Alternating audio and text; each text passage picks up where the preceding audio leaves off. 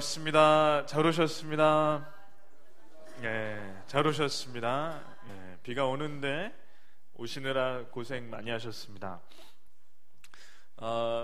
우리나라의 아시안 게임을 했던 1980년, 86년 봄에 지금은 러시아, 우크라이나, 구소련 우크라이나의 체르노빌이라는 곳에서 큰 사고가 터졌습니다. 원자력 발전소가 있는데 이 원자력 발전소가 폭발했습니다. 원자력 발전소가 이렇게 폭발하면 문제가 뭐냐면 그 원자로가 이게 엄청나게 뜨거운 거죠. 그리고 에너지가 굉장히 많아서 이 방사능이 온 세상에 터지는데 그러기 전에 얼른 이걸 식혀야 됩니다. 근데 이 식히질 못해서 이 방사능이 유출됐습니다. 그래서 사람들이, 이 도시에 살던 사람들 전부가, 거의 대부분이 방사능에 피폭을 당했습니다. 그래서 도저히 안 되겠어서 이 도시 전체를 통째로 버리고 사람들을 피신시켰습니다. 근데 이 도시에서 피신 간 사람들이 급사를 하는 거예요. 그러니까 갑자기 자다가도 죽고, 고통스러워서 괴로워하다가 그냥 원인 모를 병이 뭔지도 모르고 죽는 겁니다. 그리고 이 도시에서 탈출한 사람들을 보니까 이 불임에 시달리고, 그러니까 아이를 낳지 못하고, 아이를 낳아도 이제 다 전부 기형아가 나오는 겁니다. 그래서 이때 당시에 약 10만 명이 넘게 이 도시에서 방사능 때문에 죽었고, 아이들이 기형아로 나오는데 팔이 없는 아이, 머리가 큰 아이, 그리고 머리가 2개인 아이, 그리고 눈이 없는 아이, 이런 아이들이 계속 나오는 거죠. 그래서 그때 당시에 기형아를 낳은 한 엄마를 인터뷰했더니 이 엄마가 뭐라고 하냐면, 아이를 볼 때마다 미안하고, 눈을 떠서 아이가 정말 괜찮은가 봤을 때마다 괜찮지 않을 때 내가 대신 죽어서라도 이 아이가 낳을 수 있다면 얼마든지 죽을 수 있다고 그렇게 인터뷰를 하는 겁니다. 그러니까 방사능이 굉장히 무서운 거죠. 근데 이 방사능이 무서운데 후쿠시마에서 똑같은 일이 일어났어요. 6년 전에, 2011년에 후쿠시마, 그때 대지진이 왔는데 이때 쓰나미도 오고 아주 난리가 났어요. 근데 여기서 그것보다 오히려 더 큰, 쓰나미는 한 번 왔다가 가는데 이 원자력 발전소가 여기서도 터졌습니다. 그래서 도시가 완전히 폐허가 됐고 약 15만 명이 피난을 갔습니다. 근데 15만 명이 여전히 다시 못 돌아가고 있어요. 자꾸 이 돌아가지 못하는 이 땅에 가서 보니까 자꾸 돌연변이가 생기는데, 보니까 토마토가 저렇게 이상하게 날리고, 또 딸기가 저렇게 이상하게 나고, 해바라기가 이제 돌연변이로 저렇게 나고, 옥수수도 저렇게 나고, 무입니다. 저게 무가 저렇게 나고, 머리가 2개 달린 물고기가 나오고, 귀가 없는 토끼가 나오고. 그러니까 이 일본 땅의 후쿠시마 그 해변, 이 방사능 물질이 유출되는 난리가 나는 거야. 일본 정부에서는 이게 이제 복구를 열심히 해서 완전히 괜찮아졌다고 발표를 했는데, 그래서 캠페인을 하는 겁니다. 뭐라고 하냐면, 그 후쿠시마에서 나온 아까 그런 농산물들을 먹고 괜찮다는 거를 이제 TV에서 증명하려고 저렇게 나오는 거예요. 근데 저분이 누구냐면 유명한 아나운서인데, 저 후쿠시마에서 나오는 농산물을 계속 먹다가 몇 달 있다가 백혈병에 걸렸어요. 그래서 아마 지금 죽었는지 어떻게 되는지 모르겠는데, 저 방사능에 오염된 음식을, 그 농산물만 먹어도 저렇게 이제 사람이 완전히 망가지는 겁니다. 뭐 더 심각한 거는 아이들인데, 이 후쿠시마에서 있던 아이들은 갑상선 암이 애인데 평균보다 한 130배 정도 더 걸린다는 거죠. 그래서 방사능에 사람이 피폭되면 완전히 사람이 망가집니다. 그냥 그 대에서 망가지는 게 끝난 게 아니라 이 안에 유전자까지 망가져서 불임이거나 아이를 낳아도 대대로 기형아가 나오는 거야. 그래서 참 방사능이 무서운데 저는 이것을 보면서 죄가 얼마나 무서운지를 이제 생각합니다. 사람은 죄 때문에 완전히 망가졌습니다. 그래서 사실은 영적으로 사람은 전부 기형아입니다. 어떻게 알 수 있냐면 TV나 신문에 가끔 정말 말도 안 되는 사건이나 뉴스가 나오는데 그 뉴스를 볼 때마다 사람이 망가진 걸 확인합니다. 올해 초에 인천에 한 17살짜리 여고생이 친구였던지 누구였던지 이렇게 짜고 초등학교 2학년 여자아이를 유인했어요. 그래서 아파트로 이렇게 데리고 올라가는 게 CCTV에 찍혔는데 그 초등학교 2학년 아이의 마지막 모습이 그 엘리베이터에 찍힌 겁니다. 그 애를 아파트 옥상으로 올라가서 목 졸라서 죽이고, 더 놀라운 건 17살짜리 애가 얘를 시신을 토막을 냈어요. 그래서 그 토막을 버렸는데 그 여자아이의 엄마는 도대체 이것을 어떻게 이해하나, 이해가 안 되는 것 정도가 아니라 분노가 터지죠. 이 17살짜리 애가 나중에 경찰에 잡혔는데 미안하다는 생각을 못해요. 안 하는 게 아니라 미안하다 이런 감정이 없는 애죠.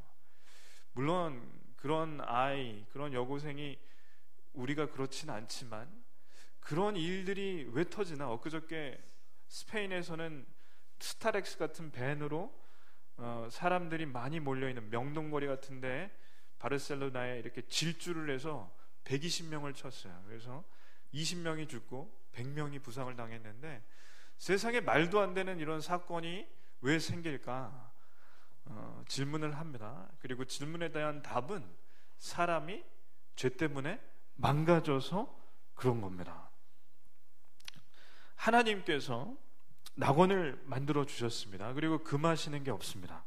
먹을 것도 최고의 것을 주시고 생명나무까지 주셨고, 원래 이 땅은 눈물도 없고 아픔도 없고 병도 없고 죽음도 없는, 곡할 일이 없는, 요한계시록 21장에 나오듯이 애곡할 일이 없는 땅. 그러니까 그것의 반대는 뭐냐면 천국이에요. 이 땅은 원래 낙원이었습니다. 게다가 하나님께서 왜 이 땅이 천국이냐면 하나님과 사람은 사이가 굉장히 가까워요. 저희는 하나님의 모습을, 하나님을 직접 볼 수 없는데 죄를 지은 인간은 하나님을 볼 수 없습니다. 그래서 이사야에 보면 이사야가 하나님의 모습을 봤다고, 자기는 죽게 되었다고 하는데 저희는 하나님을 실제로 보면 그 자리에서 죽는 겁니다. 근데 원래 사람은 하나님을 실제로 볼 수 있었고 죽질 않았어요. 왜냐하면 하나님께서 사람과 산책을 하시는 하나님이었습니다. 근데 그런 하나님께서 한 가지 금하셨어요. 한 가지.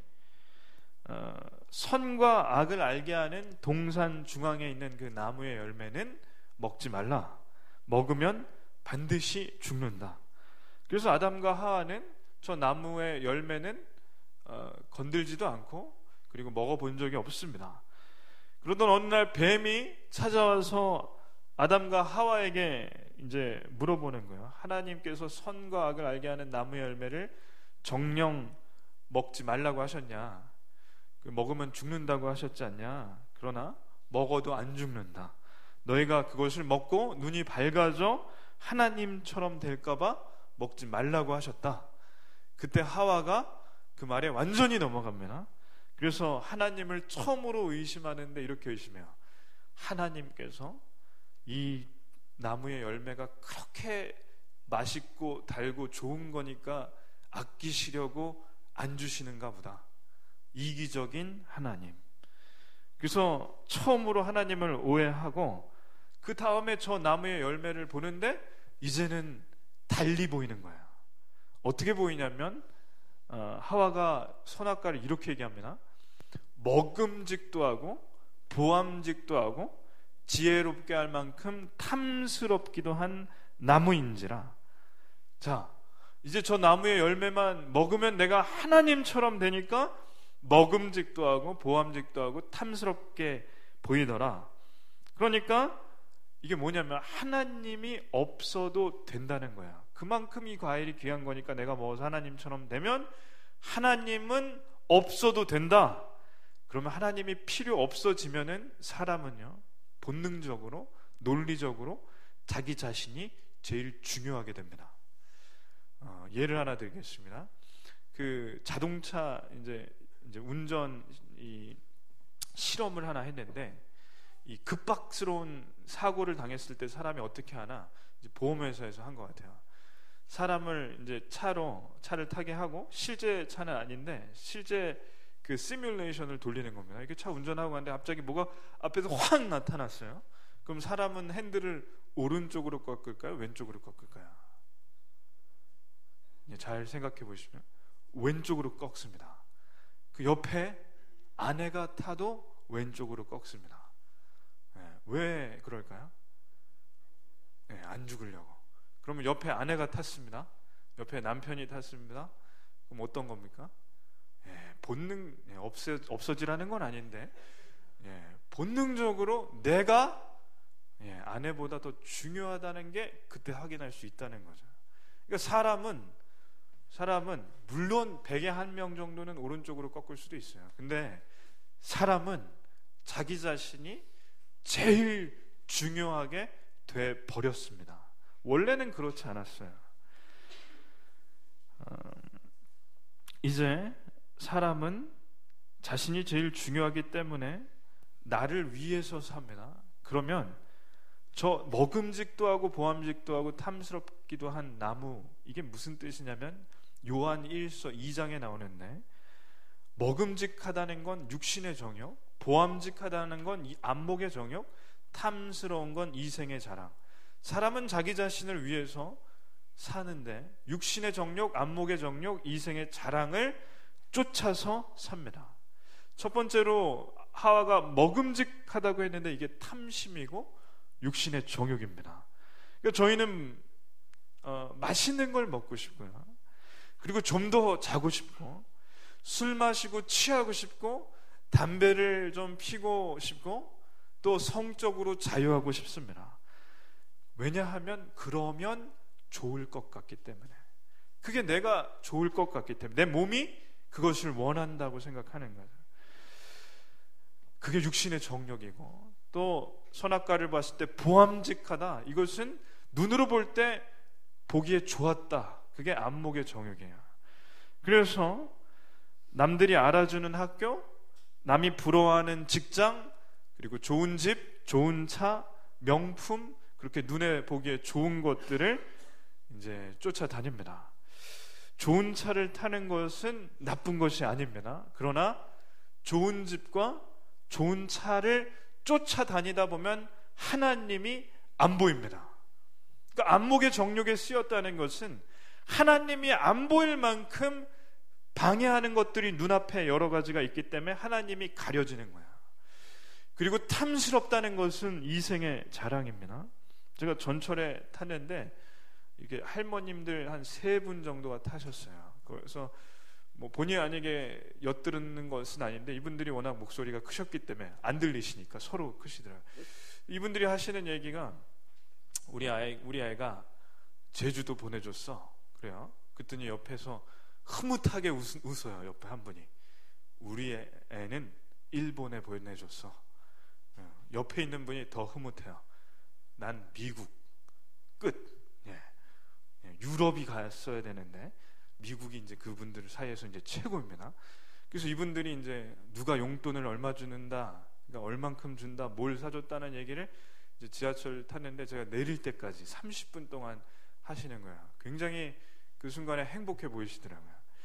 근데 그게 뭐 그렇게 큰 죄라고 생각할 수는 없지만, 이분들의 생각을 잘 따지고 보면 이제 알려주고 싶어요. 그러니까 우리 집이 참 괜찮다, 우리 자녀가 괜찮다, 내가 괜찮다. 이게 본능이 뭐냐, 본능으로 설명할 수 있는데 이게 이생의 자랑입니다. 사람은요, 자기가 드러나고 싶은 겁니다.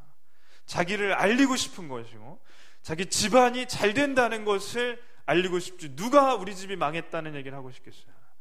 그래서 탐스러운 건 뭐냐면 우리 집이 잘 된다, 내가 괜찮다는 것을 알려주고 싶은 본능이 있습니다. 제가 어떤 빌딩 주인분을 아는데 이분이 이제 이런 거야. 이제 고향 신문을 가져오셔서, 충청도인가 어딘데 고향 신문을 가져오셔서 이분이 슬쩍 커피 마시는 자리인데 이렇게 보여주시면서 제가 장학금으로 3천만 원인가 이렇게 냈더니 신문에서 어떻게 알았는지 이렇게 신문에 써줬다고, 몇 달 지난 건데 와서 이렇게 보여주시더라고요. 그래서 이분이 이제 자기가 그렇게 했다는 걸 알리고 싶은 것 같아요. 그래서 그러시냐고, 잘하셨다고 했는데, 그분이 사실은 그 빌딩 그 세입자들 월세를 아주 높게 받고 그 세입자들을 좀 괴롭히는 걸로 유명한 주인입니다. 그러니까 한쪽에서는 박수를 치지만 한쪽에서는 눈물을 흘리는데 본인의 좋은 것만 알려주고 싶은 것 같아요. 그게 이생의 자랑입니다. 남이 어떻게 되든 본인이 드러나고 싶은 것. 그래서 하와가 처음에 마음먹었던 이것이 저희 안에 본능적으로 있습니다. 그래서 하와가 선악과를 따서 먹었습니다. 그때 하나님의 말씀을 무시하고 이제 내가 하나님이 되겠다는 마음으로 먹고, 그 다음에 남편에게 맛있다고 아담에게 줘서 아담도 넙죽 받아서 먹었습니다. 이 둘이 한 행동은 뭐냐면 하나님께 대한 선포예요. 우리는 이제 하나님이 없어도 됩니다. 하나님 없어도 저희는 괜찮습니다. 그게 선악과를 먹은 아담과 하와의 마음입니다. 이게 방사능보다 훨씬 무서운 죄의 시작입니다. 선악과를 먹는 순간에 정말 좋을 줄 알았는데, 근데 이상한 거예요. 먹고 나니까 처음 느껴지는 건 뭐냐면 벌거벗은 게 부끄러운 겁니다. 한번 말씀을 다 같이 읽겠습니다. 이에 그들의 눈이 밝아져 자기들이 벗은 줄을 알고 무화과 나뭇잎을 엮어 치마로 삼았더라. 자, 이 전까지는, 그러니까 죄짓기 전까지는 죽지 않는 몸, 생기가 있는 몸이었는데 이 선악과를 먹으니까 이제 이 몸에 사망의 기운이 들어왔습니다. 마치 꽃이 필 때는 이쁘지만 시들고 나면 이렇게 보기 싫은 것처럼 사람의 몸도 생기가 있고 영원히 살 때는 보기 좋았지만 이제 죽음이 들어온 몸은 보기에 부끄러운 것이고, 또 주석학자들에 의하면 이런 얘기도 있습니다. 우리의 몸에는 원래 광채가 있었는데 그 광채가 벗겨져서 이제는 보기에 참 그렇더라, 보기 싫은 몸이 됐더라, 부끄러운 몸이더라, 수치스러운 몸이더라. 그래서 무화과 나뭇잎이 넓은데 그 나뭇잎을 따서 이렇게 가리는 거죠. 그때 하나님께서 아담과 하와를 찾아오십니다. 한번 말씀을 읽겠습니다. 그들이 그날 바람이 불 때 동산에 거니시는 여호와 하나님의 소리를 듣고 아담과 그의 아내가 여호와 하나님의 낯을 피하여 동산 나무 사이에 숨은지라. 이 말씀에 파란색으로 된 저 글씨를 잘 보시면, 말씀을 보시면 아담은 그리고 하와는 하나님의 소리를 아는 겁니다. 이게 무슨 얘기냐면 하나님께서 이 전에도 산책을 하러 거니시러 오셨다는 거야. 그러니까 하나님의 소리를 듣는다는 건 이 전에도 하나님께서 오셨기 때문에 그 오시는 소리를 아담과 하와가 아는 겁니다. 이게 무슨 뜻이냐면 하나님께서 직접 아담과 하와를 보시기 위해 이 땅에 에덴 동산에 내려오시곤 했다는 거죠. 그러니까 하나님과의 사이는 그만큼 가까웠고 산책을 할 만큼 친구 같은 하나님이십니다. 근데 하나님께서 내려오시자 이제 아담과 하와가 하나님의 낯을 피하여 숨습니다. 그러니까 죄가 이 땅에 들어오자 제일 먼저 일어난 변화는 자기 몸이 부끄러워지는 것이고, 그 다음은 하나님을 피해서 사람이 숨는 겁니다. 죄가 들어온 다음에 제일 큰 변화는 사람이 하나님을 피하는 겁니다. 하나님과의 복된 만남, 기쁜 만남이 이제는 가장 난처한 일이 돼버린 것, 이게 죄의 결과입니다. 그때 하나님께서 아담을 찾으시면서 부르시는데 한번 말씀을 또 읽겠습니다. 여호와 하나님이 아담을 부르시며 그에게 이르시되 내가 어디 있느냐. 이 말씀에 저는 은혜를 많이 받았습니다. 하나님께서 아담과 하와에게 약속하신 대로 선악과를 따먹었으니 이제는 죽어야 하죠. 근데 하나님께서 아담과 하와를 죽이시지 않고 직접 이 땅에 내려오십니다. 그리고 질문하시는 건 내가 어디 있느냐?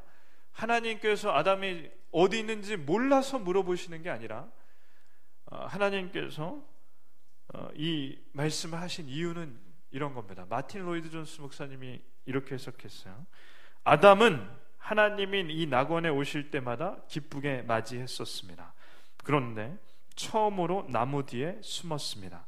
하나님께서 말씀하십니다. 어디 있느냐? 전에는 이러지 않았지 않느냐?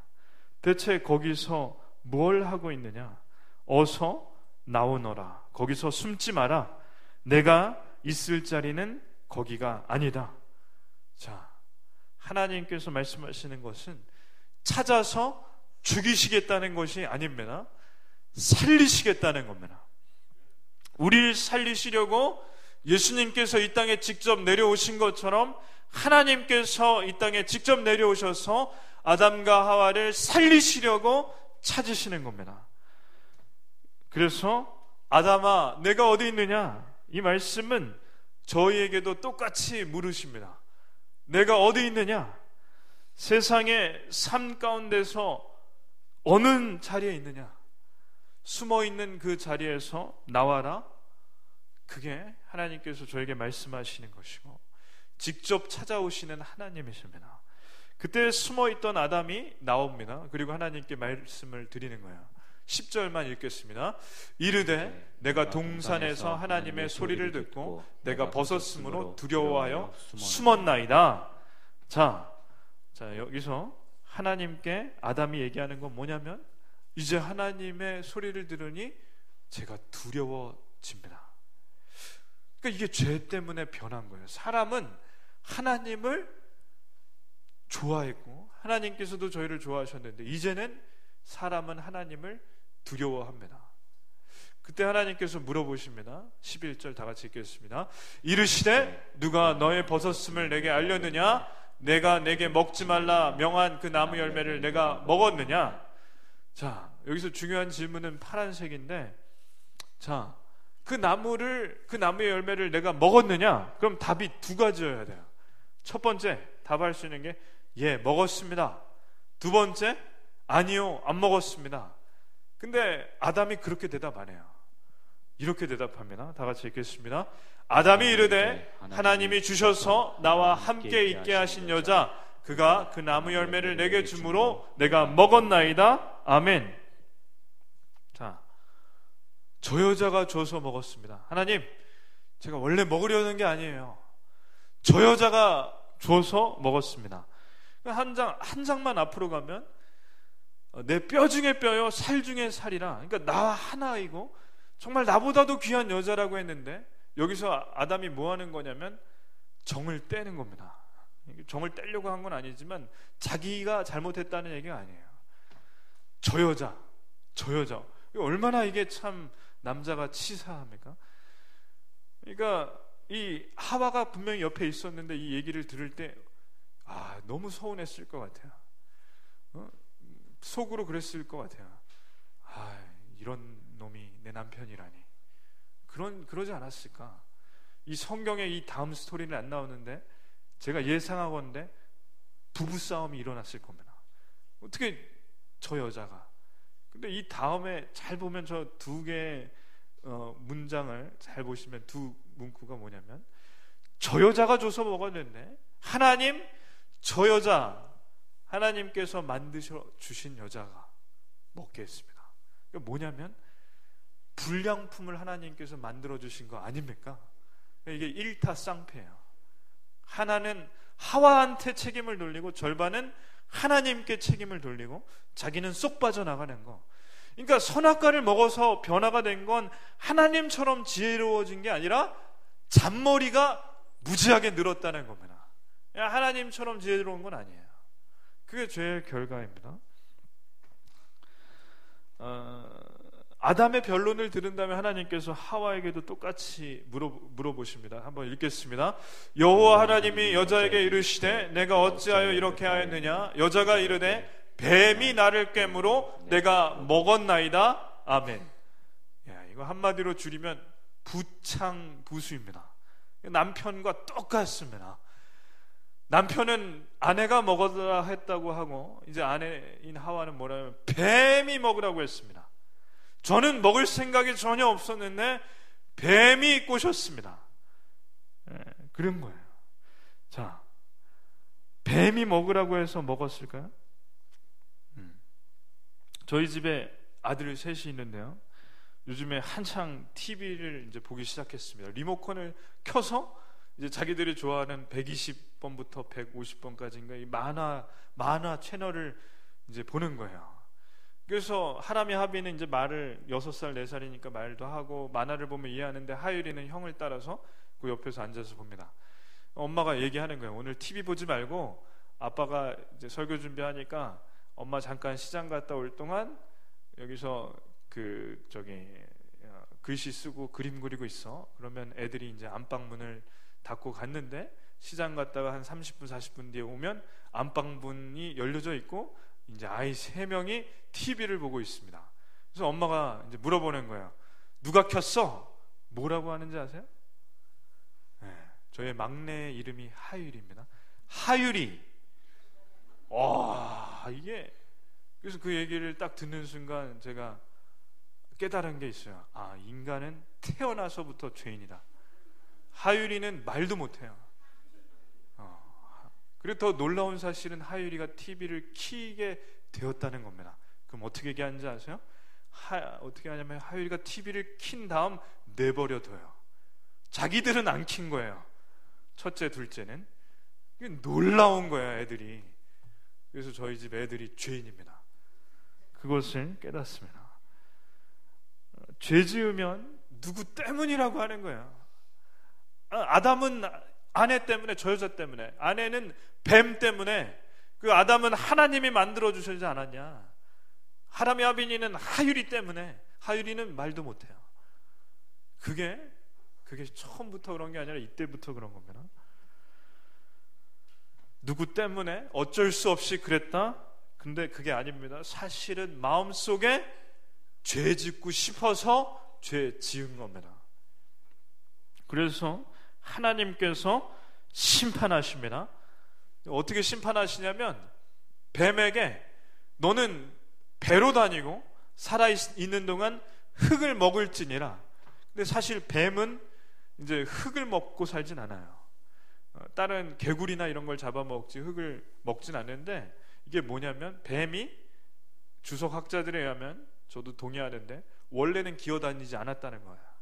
뱀은 따르게 이동하는 방법이 있었을 거예요. 근데 뱀은 하나님께서 만드신 들짐승 중에 가장 간교하다고 했으니까 가장 지혜로웠던 이 짐승인 뱀이 이제 다리가 없이 기어다니면서 배를 깔고 다니고 머리를 쳐박고 땅에 다니는 것은 하나님께서 가장 똑똑했던 뱀을 가장 타락하고 천박한 짐승으로 만드셨다는 거예요.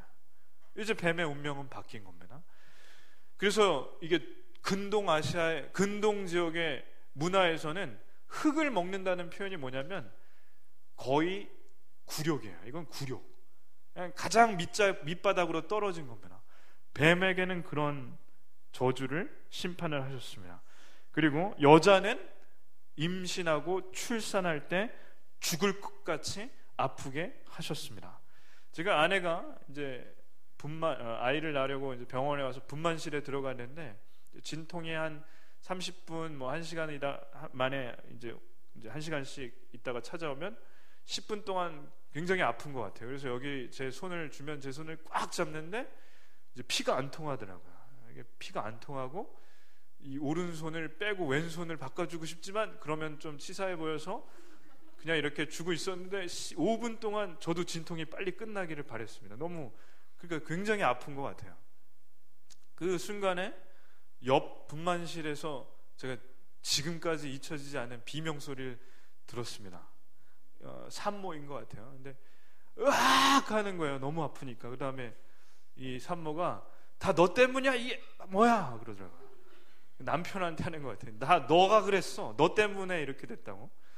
그래서 그 소리를 들으면서 진짜 얼마나 아프면은 저럴까 그런 생각이 든 다음에 참 놀랍게 하나님 저는 남자로 태어나게 해주셔서 감사합니다 그런 기도를 했습니다. 치사하게. 정말 다행이다 그런 생각을 했어요. 그러니까 굉장히 아픈 것 같아요. 그 어떻게 표현할까. 어떤 분은 그런 얘기를 하시더라고요. 수박 한 덩어리가 나온다고 생각하면 그 고통이 맞을 거다. 생각해 보니까 상상이 안 가는. 남자분들은 이해를 지금 못하고 있습니다. 저도 이해가 안 되는데 그게 그렇게 고통스러운 게 이때 시작된 겁니다. 죄 지은 후로 놀라운 것은 땅도 저주를 받았습니다. 땅이요, 원래는 씨앗을 뿌릴 필요가 없다는 걸 아시나요? 원래는 땅에 씨앗을 뿌릴 필요 없이 알아서 열매를 맺고 맺은 열매가 다 먹고 나면 씨앗이 또 땅에 심겨지자마자 알아서 자라서 열매를 맺는 게 이 땅이었어요. 근데 하나님께서 땅에 저주를 내리시자 이 땅에 가시덤불과 엉겅퀴가 이제 생겨서 땅에 그 열매를 얻으려면 경작을 해야 됩니다. 땅을 갈아야 되는 거죠. 그래서 남자는 그때부터 소산을 얻으려면, 먹으려면, 먹고 살려면 일을 해야 되는 것, 노동을 해야 되는 그런 인생이 됐습니다. 그리고 이 땅에서 가장 큰 변화는 뭐냐면 아담과 하와가 에덴 동산에서 동쪽으로 쫓겨났습니다. 에덴 동산에서 쫓겨났다는 건 뭐냐면 생명나무가 있는 에덴 동산에서 쫓겨난 것. 그래서 생명나무의 열매를 못 먹는 겁니다. 한마디로 죽게 됐습니다. 하나님께서 그 열매를 못 먹게 하시려고 번개가 치게 하시고 그룹들, 그러니까 그 낙원 에덴 동산에 못 들어가도록 막으셨습니다. 그래서 사람은 죽게 되었고 낙원으로 다시는 돌아갈 수 없는 인생이 돼버린 겁니다.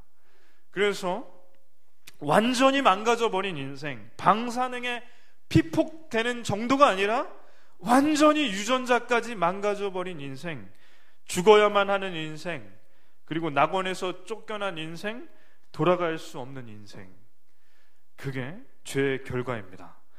하나님 없어도 된다고 한 인생은 그 이후로 본능적으로 육신의 정욕, 안목의 정욕, 이생의 자랑만 쫓아다니다 죽습니다.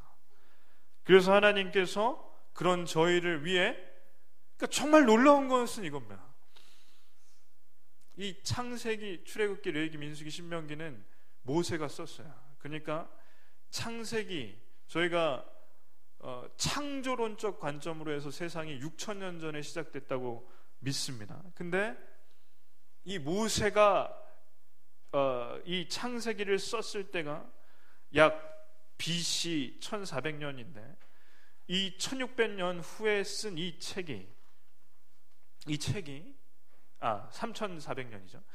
이 책이 말하는 이 창세기의 3장은 하나님께서 저희를 위해 이미 구원을 예비하셨다는 겁니다. 말씀을 한번 읽겠습니다.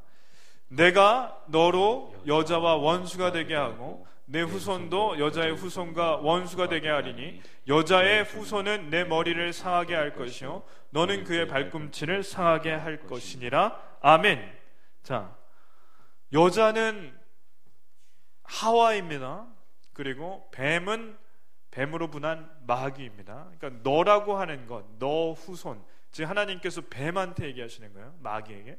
그러니까 여자는 하와이고, 그리고 뱀, 그러니까 너는 뱀, 그러니까 사탄입니다. 그러니까 여자와 사탄은 원수가 되었고, 여자의 후손은 누구냐면 하와의 후손, 예수님입니다. 그리고 너의 후손, 뱀의 후손, 마귀의 후손은 마귀이죠. 그러니까 마귀와 그를 따르는 졸개들. 그러니까 예수님과 사탄은 원수이고, 그러니까 여자의 후손인 예수님의 머리를 사탄이 상하게 한다는 거야. 이게 뭐냐면 예수님을 뱀이 문다는 겁니다. 그래서 예수님께 독이 퍼져서 죽게 된다는 거야. 근데 뱀은 그때 이겼다고 생각을 하는 거죠. 독이 퍼졌으니까. 실제로 예수님이 이 땅에서 죽으셨습니다. 그때 사탄은 자기가 이겼다고 착각을 하는 거예요. 그러나 뱀이 문 것, 사탄이 문 것은 겨우 발꿈치일 뿐이고, 예수님께서는 사탄의 머리를 치실 겁니다. 그러니까 사탄의 머리를 치신다는 것은 사탄의 머리, 뱀의 머리, 뱀의 급소가 머리이기 때문에 뱀의 몸통을 잡으면 저희가 물리고 큰일 나지만 뱀 머리를 잡으면 안 물립니다. 그리고 뱀의 머리를 치면 뱀이 죽습니다. 그러니까 뱀의 머리를 치시는 것, 그게 하나님의 계획입니다. 그러니까 사탄이 예수님께서 십자가에 못 박혀 죽으시도록 인도하는 것은 겨우 발꿈치를 문 것뿐이요, 독이 완전히 퍼져서 죽으신 것 같지만 3일 후에 다시 부활하신 것이 뱀의 머리를 치시는 그것입니다. 나중에 이 역사의 끝은 뭐냐면, 예수님께서 부활하신 후에 40일간 제자들과 함께 계시다 하늘로 승천하셨는데, 그 예수님께서 이 땅에 다시 내려오실 때, 저희가 사도신경 오늘 고백했듯이 산자와 죽은 자를 심판하러 오시리라. 그때 뱀의 머리가 완전히 부서지는 겁니다. 사탄의 머리가 부서지는 겁니다. 그때 악한 사탄, 악한 마귀가 완전히 무너지는 것, 이게 복음이에요. 이게 성경 처음부터 끝까지의 결론이에요. 그러니까 하나님께서는 이미 창세기를 저에게 주실 때, 이 세상에 저희가 죄 때문에 무너지고 망가졌을 때 저희를 살리시기 위해 이런 계획들을 세워 주셨습니다. 죄 때문에 망가진 저희가 이 땅에서 공중권세 잡은 사탄 때문에 사는 것조차 힘들지만 결국엔 예수님께서 뱀의 머리, 사탄의 머리를 상하게 하십니다. 부수십니다. 그래서 낙원에서 쫓겨난 저희가 낙원으로 다시 돌아가는 것, 이게 성경입니다. 저희는 낙원에서 지금 쫓겨났기 때문에 공중권세 잡은 사탄에게 시달리면서 하루하루를 사는 거야. 그리고 저희가 먼저 죄를 지었기 때문에 그 유전자가 저에게까지 이어져 육체의 소욕, 육신의 정욕, 안목의 정욕, 이생의 자랑을 쫓아서 살 가능성이 굉장히 많은 사람입니다. 그러나 방사능에 오염된 그 사람들이 그렇게 고통받다 죽는 것이 불행의 끝이라면, 저희는 이 땅에서 방사능보다 무서운 죄 때문에 그렇게 살긴 하지만 예수님께서 저렇게 십자가에 못 박혀 죽으시고 장사한 지 사흘 만에 다시 살아나셨기 때문에, 지금 하나님 우편에 앉아 계시고 다시 오시기 때문에 괜찮습니다. 그게 복음입니다. 저희를 살리시려고 이 땅에 찾아오신 예수님, 아담과 하와를 불쌍히 여기시고 직접 찾아오신 하나님, 그게 기쁜 소식이고 복음입니다. 이 복음을 항상 묵상하며 사는 저희들 되기를 소원합니다. 시간 기도하겠습니다. 하나님,